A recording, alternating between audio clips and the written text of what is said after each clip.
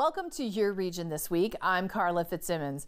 In this episode, the 22nd annual CAA Worst Roads campaign launches across the province, where road users can have their say.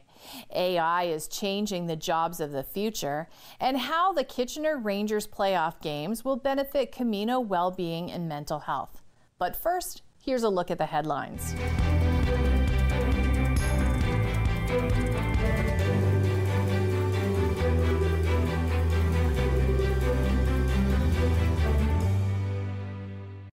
The Consumption and Treatment Services site in Kitchener is set to close after nearly 6 years. The province is halting funding to CTS sites across Ontario as it shifts its approach to addiction treatment and care, opting to open homelessness and addiction recovery treatment hubs on April 1st. Last August, the Ford government announced the forced closure of any safe consumption site within 200 meters of a school or daycare. Ontario's Superior Court of Justice granted a 30-day injunction.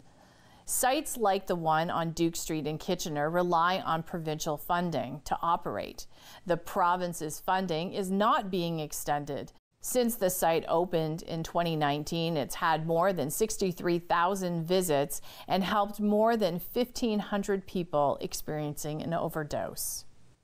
Last week, U.S. President Donald Trump announced 25% tariffs on all vehicles not made in the U.S.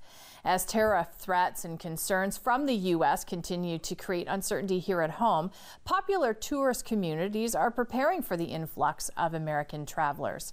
Stratford Mayor Martin Ritzma shares his thoughts on the matter. And that's top of mind for a lot of individuals. We are a tourist town, and equally we are a manufacturing town that wants to maintain a connection with our American sister cities, that are in the industry as well. So it is paramount. We welcome 1.7 million visitors a year to Stratford. That's an amazing number. 500,000 plus of those are our friends from the United States of America.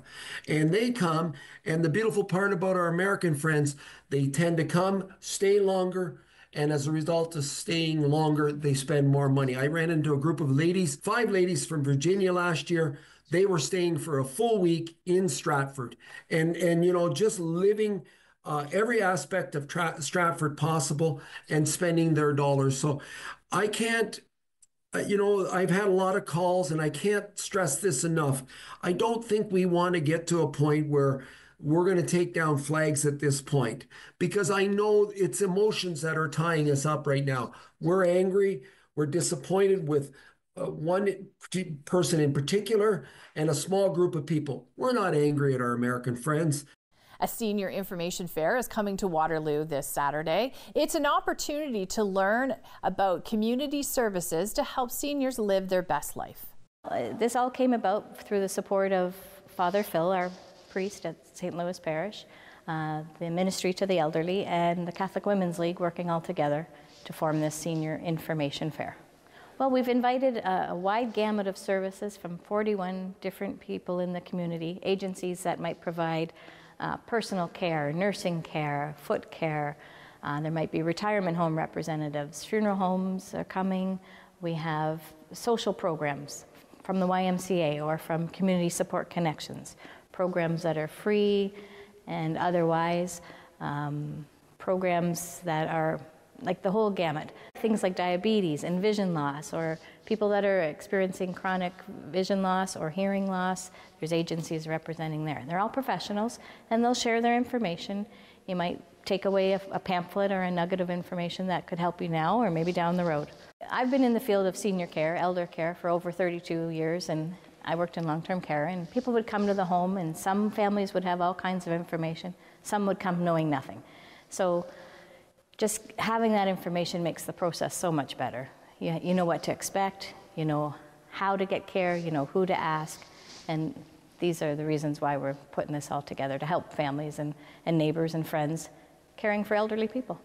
Kitchener-Waterloo Oktoberfest has a new president. Daryl Fletcher, better known as Chef D, has been elected to head the Bavarian Festival's board.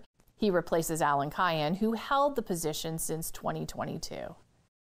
The Elmira Maple Syrup Festival celebrates a major milestone this year. The popular festival is turning 60 this Saturday. Visitors are encouraged to eat their fill of pancakes and sausage topped with that famous maple syrup. The one-day event features an outdoor vendors mall, a craft and toy and collectible show, and entertainment attractions. In 2000, the festival was recognized by the Guinness Book of World Records as the world's largest single-day maple syrup festival, with more than 66,000 people in attendance.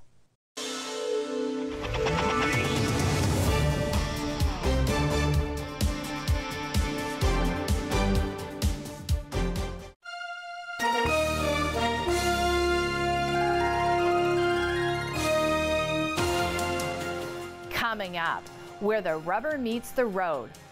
Or is the road filled with potholes? Is it congested? It's that time of year to have your voice heard.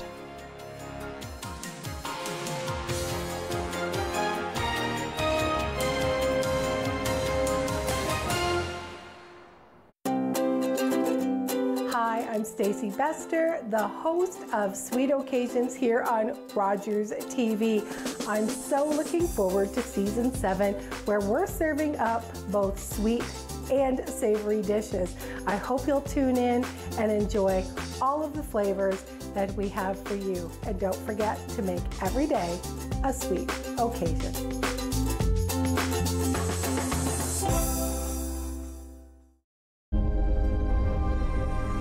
Welcome to the traditional, ancestral, unceded territory of the Stalo people. The Stalo are people of the river. I'm so thankful for the courage and resiliency of our ancestors who lived on this land since time immemorial. Each of us have gifts from the Creator, and our Creator has a plan and purpose to be fulfilled in our territory. As we embrace our traditional teachings, we can lead the next generation into the fullness of what our Creator designed. Our shared history reveals a broken relationship, but as all Canadians commit to hear truth, acknowledge injustice, we can learn to walk in our traditional way, Letsamot, with a good heart and a good mind. Then all of our lives will be enriched. Kwasai.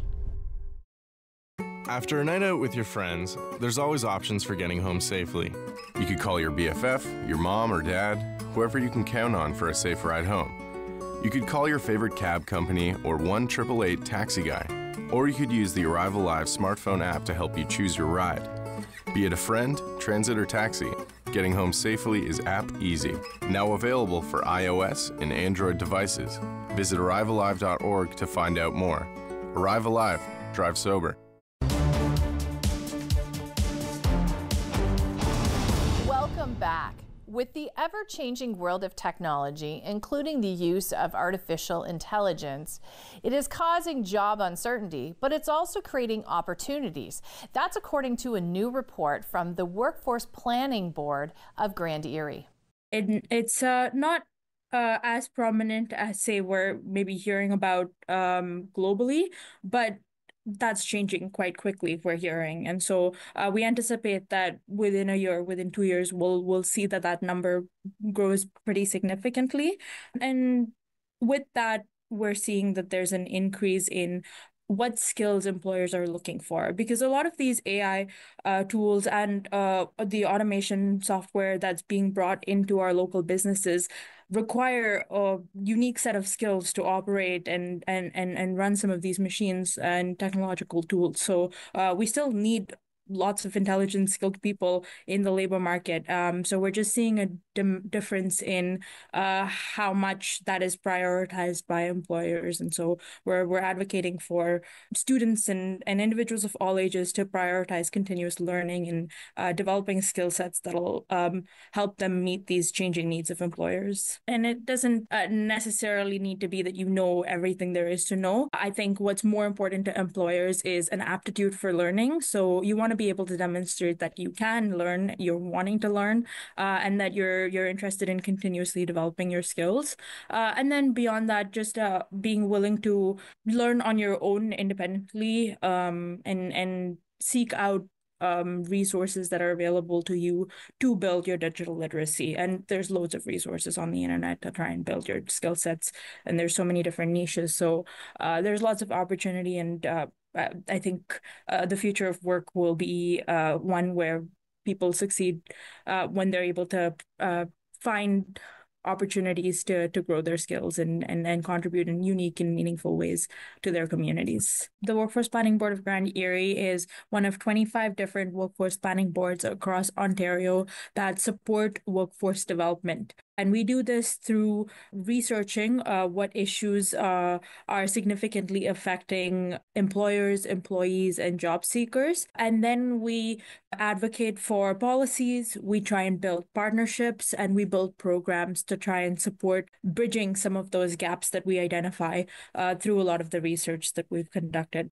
CAA launches its Worst Roads campaign, and nominations are now open. The CAA Worst Roads campaign is one of our biggest campaigns that we do throughout the year, and it serves as an opportunity to for folks to nominate a road that tends to frustrate them and have their voice heard.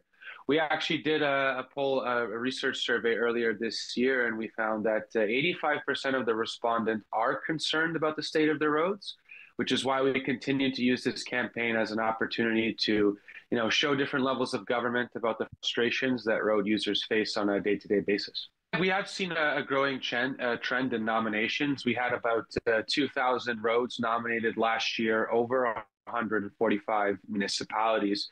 So the campaign has definitely spread out to different communities, and we've seen multiple examples of communities actually coming together to nominate a road that tends to frustrate them. Well, we've had multiple examples of governments respond to the campaign by announcing infrastructure projects. Just off the top of my head, Guelph Area 2 York Road took the #1 spot on the Western Regional list, and they're right now announced a large-scale infrastructure project to repave some of that road, which is expected to be completed in 2026. We want to use this campaign as a platform to have those conversations and make road maintenance more of a priority. Folks can go to caaworstroads.com and nominate a road of their choosing. You can select the road, the intersection or the section of the road that you want to nominate, and then you have a variety of issues to choose from potholes, poor road maintenance, cycling and pedestrian infrastructure concerns, or even traffic congestion. One of the top issues in the Kitchener-Waterloo area was lack of cycling infrastructure, but we know that the region is investing heavily in cycling infrastructure improvements, and some of the roads, one of the main ones that stand out is Ira Needles Boulevard, which made the regional list over the last 2 years. But we do know that municipalities are making it a priority, and that they're continuing to invest in the roads, and we want to use this campaign as an opportunity to give them a snapshot on what their constituents are thinking. Well, once we do our reveal, which will be happening in a few months, we then reach out to councillors, mayors who have a worst road in their ward or in their jurisdiction. And they tend to be quite receptive, and we've had some good conversations with them. And we know that road infrastructure continues to remain a priority. They are also, hearing it from their end as well. But what we noticed was, based off of previous surveys, that people are venting about the state of their roads to their friends, coworkers, but not necessarily towards their municipal officials, which is why we kind of want the Worst Roads campaign to be as another opportunity to have their voice heard. Still with roads, a coalition of Ontario's top civil infrastructure leaders and engineers is advocating for municipalities to consider using recycled crushed aggregates. Recycled crushed aggregate is exactly as it sounds. It's reclaimed asphalt or concrete from existing roads, structures, sidewalks, bike lanes, whatever the case might be, that is actually taken as part of the demolition process. It's taken to a recycling depot where it is screened, crushed, processed, tested, and then used for new construction projects. Out of all of the aggregate use in Ontario, which is about 180 million tons, only about 7% currently is recycled. And that a big portion of that is actually the Ontario Ministry of Transportation. So the material is and has been used in the construction and maintenance of our 400 series highways, dating back to probably the 1970s or 60s. And what we're really trying to do here is make the big push material can be used there. And the reason for that is because municipalities own and manage more road transportation network than the provincial and federal governments combined. So the impact is a lot greater, both in terms of cost savings and carbon emission reductions. And I will give credit where credit is due. The region of Waterloo is actually one of the better municipalities that has been using recycled for, I believe, since the 1990s. And what's really amazing at that point there is, I believe by the region's own estimate, it's about $1 million that the region saves every year as part of their capital delivery project, just by switching to recycled and incorporating that in their projects. But unfortunately, other municipalities don't follow that example. And the issue really comes that there are provincial guidelines that dictate how much recycled product can be used in the construction of roads and other capital projects, but municipalities have their own jurisdiction on changing those policies. Unfortunately, they do, and I think some of them are outdated. But that's where the problem lies. Yeah, we've really kicked it up a notch starting earlier this year in January, and it really came out of the industry. So even though the Toronto and Area Road Builders Association is leading this fight, it's really an industry-wide support. So we have the Ontario Sandstone and Gravel Association that represents the primary aggregate production. You would think that they would be opposed to that, but they're actually on board as well. And there's a good reason for that. It's really to extend the life of their existing pits and quarries and make the process more sustainable. We have Good Roads that represents the municipal folks across Ontario, Concrete Ontario, RCCAO, who's leading the CAA Worst Roads campaign as well. They're an industry partner there. So the list goes on where we have about 9 industry associations that represent the industry that are aligned on this one issue. And we really just need governments to allow us to move this forward.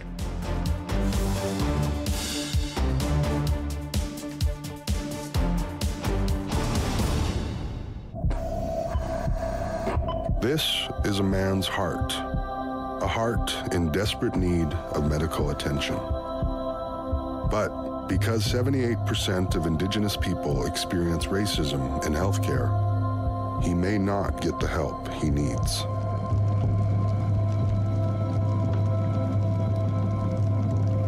Become an ally.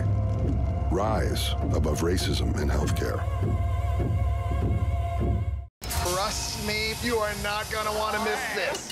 Welcome to the little shop of spring magic, where anything is possible. It's magical. 13 pastry prodigies will create stunning sweets. It's extreme. The baker who's got the magic touch. This is taking me back to my childhood. Will win it most magical title of all, Spring Baking Champion. Now that's what I call spring magic. Never stop. Yeah, we gotta have it. We got the magic.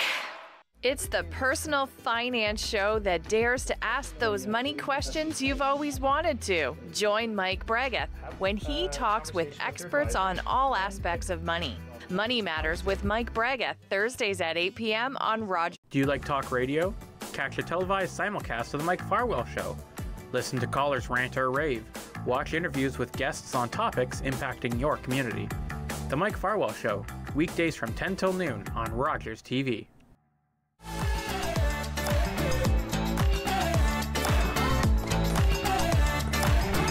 With clubs, leagues, and courts in every province and territory across Canada, squash is the sport for wall-to-wall fun, fitness, and friendship. From coast to coast to coast. Learn to play and you'll want to do it every day. Squash. Play inside the box.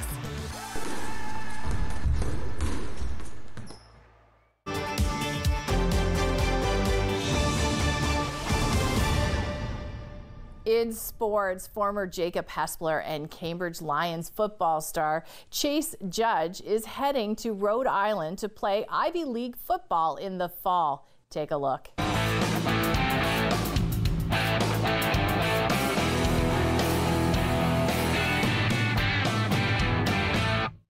Hi everyone, my name is Anthony Majacomo. I'm the head football coach and athletic director here at Jacob Hespler, and we're here with Chase Judge today as he signs his letter of intent with Brown University.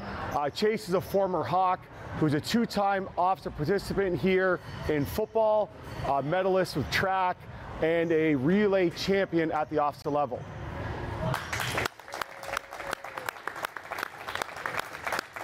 The word that comes to mind is just gratitude and being thankful for everyone that helped me get to the point to where I am today with Jacob Hespler, Coach Magic, Coach Whitey, Coach Gordo, even with the Lions, Coach Frank, Coach Fergus, Yonkis, as well as Coach Scotto. I'm just very grateful for them helping me set the foundation for my success, especially early on with Coach Frank, Coach Fergus, teaching me like morals within my own life and things like that has definitely helped me get to where I am today. I think back to the time during COVID when a lot of people use that as an excuse to not work out, go for runs, anything like that. I remember a brand new complex being built and my dad would bring me behind the complex to this pavement road and I would run 100-meter sprints in there while everyone was at home doing whatever. And I think the little things like that have helped me to get to the point where I am today. I picked Brown because of the brotherhood. When I went on my official visit during December, it would have been, sort of seeing how the team works, meeting the coaches again. I really like Coach Jackson, our DB coach there. He's fantastic. I can't wait to be a part of his program, as well as Coach Perry. Had a one-on-one meeting with him. Loved everything that he's about, all his team goals and everything about it. I think the academics play a huge part in it. Being able to go to a school like Brown, an Ivy League school, it's an amazing opportunity. We're always proud of our kids, but when you can get to an Ivy League school like Brown, that means academically you're doing something that's just as special as Chase has done on the field and on the track. We couldn't be happier for him. Game changer, lightning fast, and the results for the speed really showed in the track season. Like there's football fast and there's track fast, and Chase was track fast, who happened to be a football player, and we were lucky to have him. Still ahead, a community fundraising initiative that's reaching out to Camino well-being and mental health. Details after the break. Hi, I'm Stacey Bester, the host of Sweet Occasions here on Rogers TV.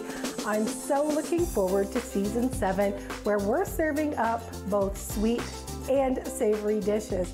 I hope you'll tune in and enjoy all of the flavors that we have for you. And don't forget to make every day a sweet occasion.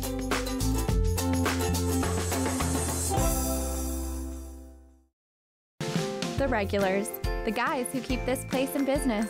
Last week, they had something to celebrate. Jason had just finished university. So they toasted his profs, his TAs, his old roommates. Well, they toasted just about everyone. But I worry about and take care of my guys. So even when I know they're not driving, sometimes that means bringing them a little surprise. And then they had a drink to me. Brought to you by Smart Serve Ontario and Arrive Alive, Drive Sober. Ani, I'm Carolyn King, and I'm a member of the Mississaugas of the Credit First Nation and the creator of the Moccasin Identifier.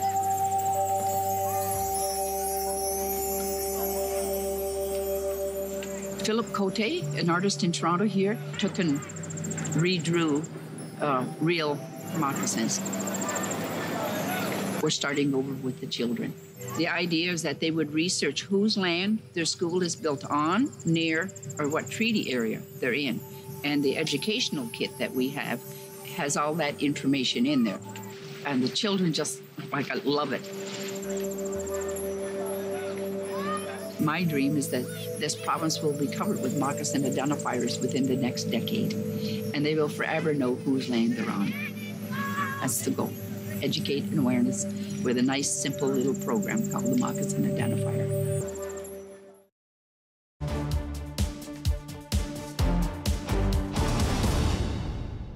finally for us, it's playoff season in the OHL. With every victory the Kitchener Rangers have, Camino Wellbeing and Mental Health benefit from the Rangers Reach 50/50 draw. Well, Rangers Reach Foundation does so many great things for our community with their 50/50 draws. And every once in a while, they do a bonus draw. And so this year, they reached out to us and asked Camino to be the agency that would receive the 50% of the proceeds from the playoff bonus draw, which means that all the time that the Rangers are playing in the playoffs, people will have an opportunity to support Camino. They can buy a ticket for a regular 50/50 draw, and then they have the opportunity to up that and buy a ticket to support Camino as well. So we're hoping that the Rangers do incredibly well in the playoffs, because the 50/50 draw runs the entire reign of the playoffs, and Camino will be the recipient of those funds. Camino is a well-being and mental health organization. Last year we served 18,000 people almost in Waterloo Region, and we support people with everything from well-being supports like food and education supports and things that, even for newcomers who are settling in our community who have seen really traumatic things, we support that. And then we support people who need counseling services. We have a department that really works with families to help them be well and ensures that children get the special supports that they need. And we have programs for young parents as well.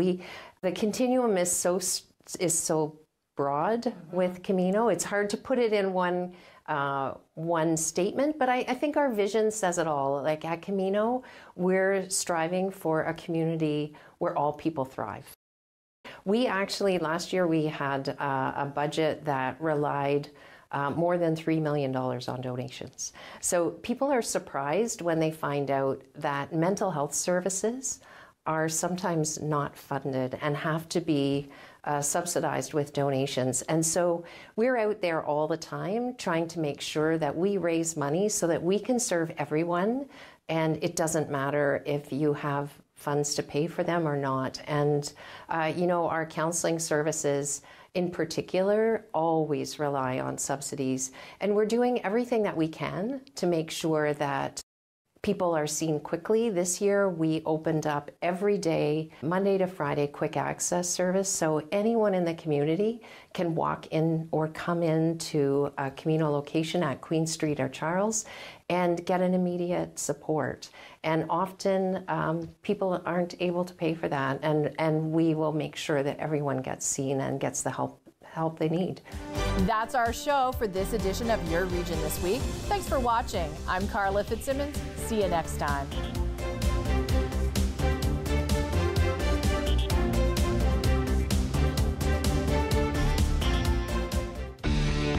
Connect with us by visiting our website or email us at comments@rogerstv.com.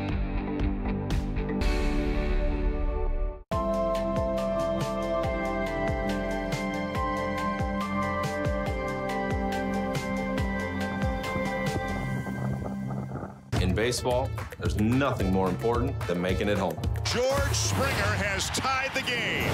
Doesn't matter how you get there. It's gone! But I do it with style. Boy, has he got some kind of power. And a little swagger, too. Because no matter where you happen to be, what a play! There's only one place. Got it! Jays fans call home. Sportsnet. Sportsnet. Sportsnet. Sportsnet, home of the Blue Jays.